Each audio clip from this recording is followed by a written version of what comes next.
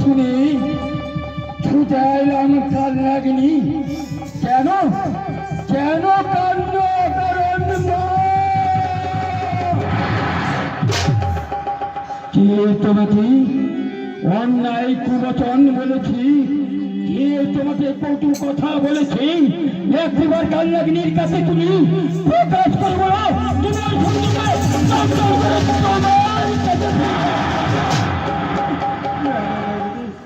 আমার কেউ অন্যায় বলেনি, কেউ কুটো কথা বলেনি, কেউ কুবচনও বলেনি লাগেনি।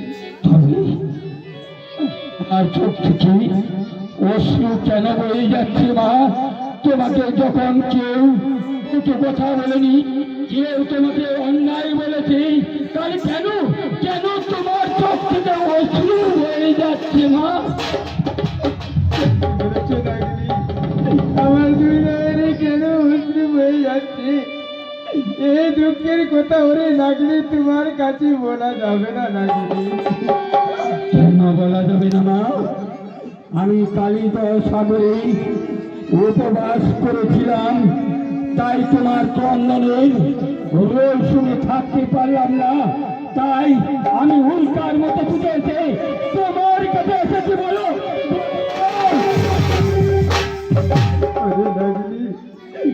আমার দুঃখের কথা শুনতে হলে তুমি যদি হাতে হাতে সত্যি আবদ্ধ হয়ে থাকো, তাহলে সে আমার দুঃখের কথা তোমার কাছে প্রকাশ করে বলতে পারি লাগেনি, নতুবা বলতে পারবো না লাগেনি। কি বলছো না? অন্য দিন তোমার কাজ আমি সমাধা করেছি, কিন্তু সেই দিন তো তোমার হাতে সত্যতা করতে হয়নি। আজকের নিজেকেই তোমার এমন কি কাজ রয়েছে তোমার হাতে আমাকে সত্যতা করতে হবে না? লাগেনি এর পূর্বে বর্তমানে যত কাজ করেছি সমাজ মনে করেছি, এই মর্তলোকে আমার বড় কাজ নেই। তাই তুমি যদি একবার সত্যি আমার তাহলে আমার দুঃখের কথা তোমার কাছে বলতে পারে। কি বলছো মা? আর কেঁদো না বাবু, তোমার কান্না শুনি মোটেই আমাকে ভালো লাগছে না মা।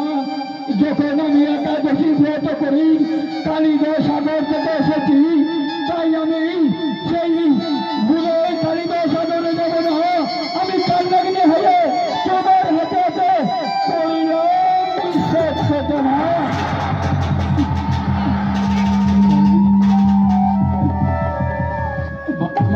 সরি নাগিনী, এই মুহূর্তে তোমায় কোথায় না না গো, তুমি কাল নাগিনীর কাছে প্রকাশ করে না বললি আমি সেই কাল নাগিনী কি করে বুঝবো আমাকে কোথায় যেতে হবে? তাই তুমি একটিবার কাল নাগিনীর কাছে প্রকাশ করে হলো না।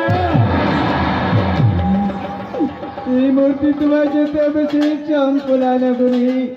চম্পলা নগরী গিয়ে দেখবে সাঁওতালি পর্বত মাঝে এক অপূর্ব সুন্দর কেরুর মেন্ডঘর রয়েছে।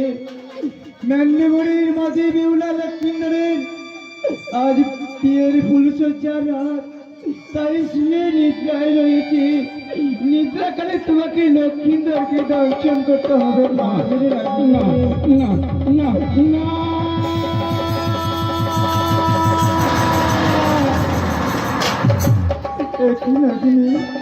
লক্ষ্মীন্দরের ডাংশিনের কথা শুনতে শুনতে ভেঙে পড়লে কেন লাগেনি? কি বলছো মা? লক্ষ্মীন্দর বাদ দিয়ে যে কাউকে আমাকে দংশন করতে বলো আমি তাকে দংশন করে আসবো, কিন্তু আমি লক্ষ্মীন্দরকে দংশন করতে পারবো না।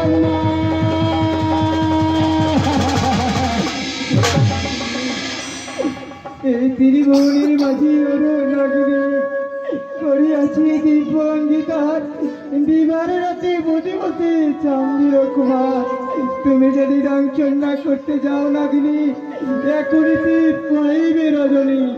রজনী শেষে তোমাকে কোনো লাভ হবে না লাগনি। যাও রে লাগনি, লক্ষ্মীন্দরকে চাবল মেরে এসে লাগনি। তুমি না নারী জাতি, সেই মা বেউলা নারী জাতি, তুমি নারী জাতি, ওই নারীর কেন মায়া মমতা বুঝো না মা? আমি সেই বেউলার এই স্মৃতি দুর্মুখে বলবো। তোমার কাছে তো 400 টাকা অন্যায় করেছি মা, লক্ষ্মীনাথ তোমার কাছে কোনো অন্যায় করেনি। এই কান্নাগিরিকে একবার আদেশ করো, তোমার শত্রু আমি 400 টাকাকে সংসার করে আসতে পারবো, কিন্তু আমি লক্ষ্মীনাথকে দর্শন করতে পারবো না। কিন্তু যদি তোমার মনে ছিল কেন সত্যি আবদ্ধ বলে লাগেনি? বলো বলো লাগেনি যাবে কিনা, তাই বলো লাগেনি। এখন কি পোয়াই বিরাজনী, বিরাজনী কি আমার মাকে আমি কিনা না বাবু, তোমার দুটি চরণ ধরে বলছি, আমি আমি লক্ষ্মীনাথকে দর্শন করতে পারবো না, তোমার চরণ ধরে বলছি মা। এতই যদি তোমার মনে ছিল কেন সত্যি আবদ্ধ বলে লাগেনি? বলো লাগেনি তুমি যাবে কিনা, তাই বলো লাগেনি। এতই যদি তোমার মনে ছিল কেন বা সত্যি আবদ্ধ বলে লাগেনি? বলো বলো লাগেনি তুমি যাবে কিনা, তাই বলো লাগেনি। বারে বারে তোমার চরণ ধরে বলছি মা, তবু সহ্য না। ঠিক বলেছ, আমি পূর্বেই তোমার আমি সত্যতা করেছি, তাই আমি ঘুরে যাব না। হে মাগো, আমি কাল লাগি এই লক্ষ্মীদেরকে ধ্বংস করতে যাব না। তাই চলো লাগে হ্যালো, তবে একটি কথা বলো লাগেনি কি বলতে চাও নাগিনী? আমি কাল লাগিনি হই চম্পলা নগরে কি করে যাব না? তাই নিয়ে তোমার চিন্তা করতে হবে না লাগেনি। এসো লাগেনি, আমার হংস রথে উঠো লাগেনি, আগে নিয়ে যাবো সেই চম্পলা নগরে লাগেনি। ও তারা সঙ্গে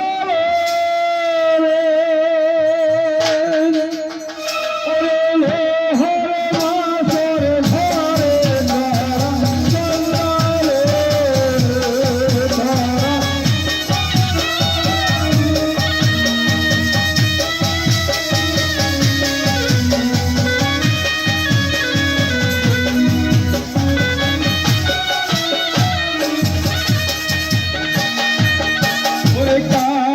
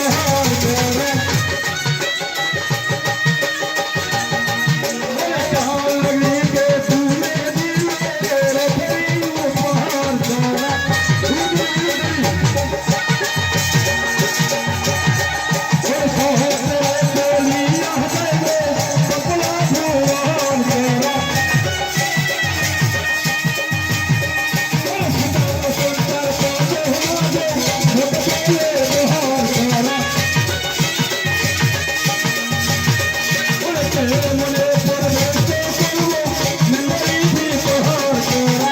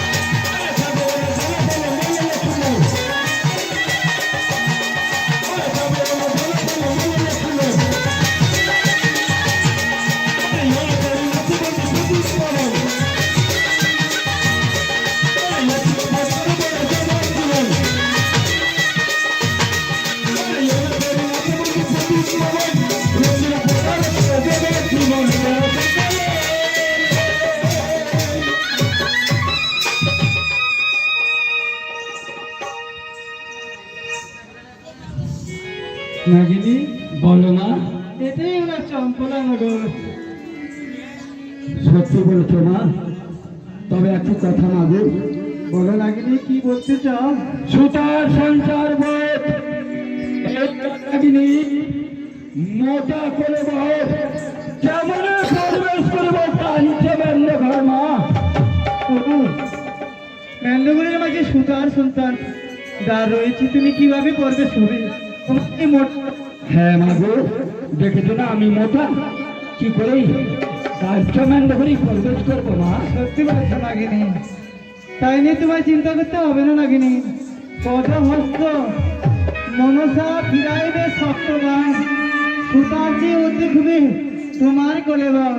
দেখো নাগিনী, তুমি কত ছোট হয়ে গেছো, ভালোভাবে তাকিয়ে দেখো নাগিনী।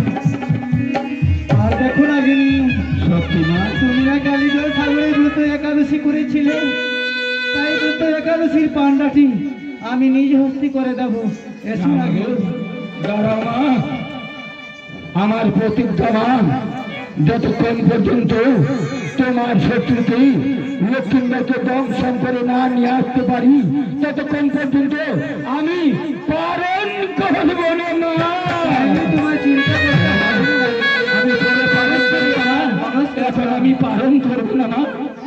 হ্যাঁ মা তোমার কাছে চেয়ে নেবো না, পালন করার জন্য দুটো তোমার কাছে চেয়ে নেবো, তবে একটি অনুরোধ মাগো। ঠিক আছে নাগিনী। দুই হাত তোলা আমায় আশীর্বাদ করো, তোমার আশীর্বাদেই নিশ্চয় তোমার সেই শত্রুকে আমি দংশন করে করতে পারি মা।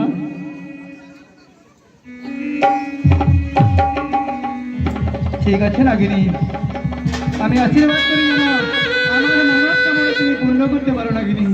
আমি কোথাও যাবো না নাগিনী, আমি এই চম্পক নগরীর আশেপাশে থাকবো নাগিনী। তাই হবে মা।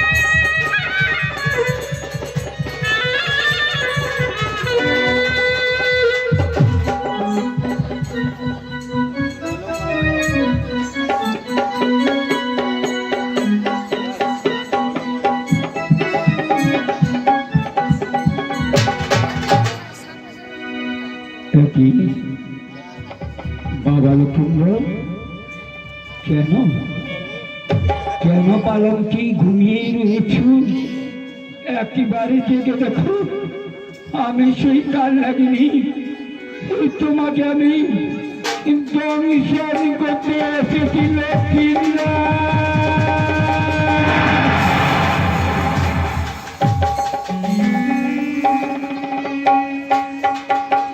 না, ওরে বাবা লক্ষ্মীন্দর, আমি কি করে সোনা রঙে তোমাকে দংশন করব?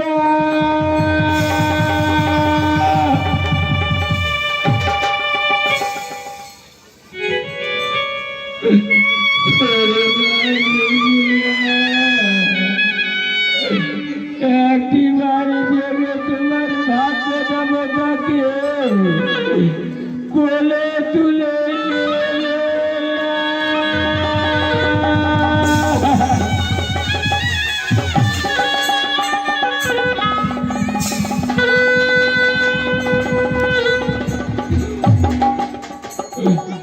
না মাগু,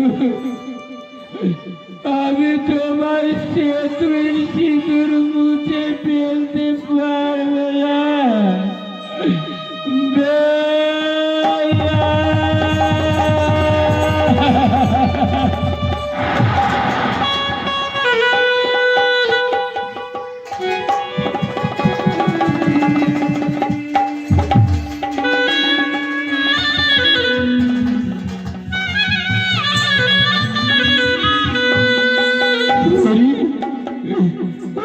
প্রচন্ড পদ্মাবতী, এসে দেখ বাবা লক্ষ্মীন্দর মা লেগে কেমন মানিয়েছে। না, আমি দর্শন করতে পারবো। একই নাগিনী, কতক্ষণই প্রবেশ করেছি মেন্ডগুড়ির মাঝে, এখনো না কান্নার নোট শুনলাম আপন কানেতে। বাজারের অংশাইতে যদি তোর মনে লাগে দুঃখ, কি করে দেখাইবে তুমি সর্প সমাজে মুখ? তুমি না সত্যি আবদ্ধ হয়েছো নাগিনী? সত্যি বলেছ মা, তোমার আদেশে আমি কাঞ্চন নগরে প্রবেশ করেছি। কাঞ্চন নগরে প্রবেশ করে এ পর্যন্ত আমি লক্ষ্মীন্দরের কোনো ভুল পাইনি। এর কারণে আমি লক্ষ্মীন্দরকে দংশন করতে পারিনি না। কি বললে নাগিনী? তুমি এই পর্যন্ত লক্ষ্মীন্দরের কোনো ভুল ত্রুটি না পাইয়ে তুমি তাকে দংশন করতে পারোনি। ঠিক আছে নাগিনী, তাই নিয়ে তোমার চিন্তা করতে হবে না। আমার অঙ্গের ঘাম দিয়ে 3টি মশা রূপে ছাড়বো ওই মেন্ডুগড়ের মাঝে।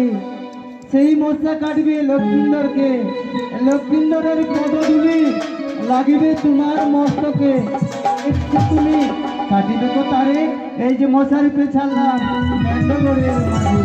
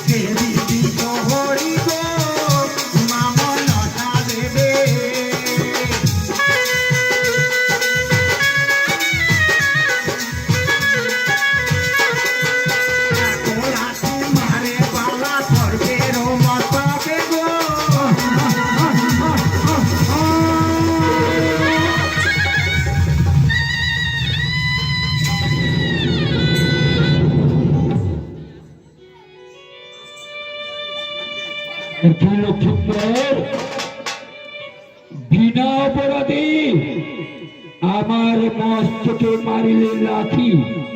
ঠিক আছে বাবা লক্ষ্মীন্দর, সর্বপ্রথমেই তোমাকে বাবা বলে সম্ভাষণ করেছিলাম, তাই প্রথমবারের পদগত তোমার রূপ দেবকে ক্ষমা করে দিলাম।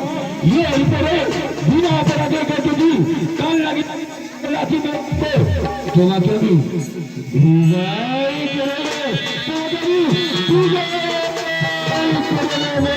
প্রথমবারের মতো এবার ক্ষমা কর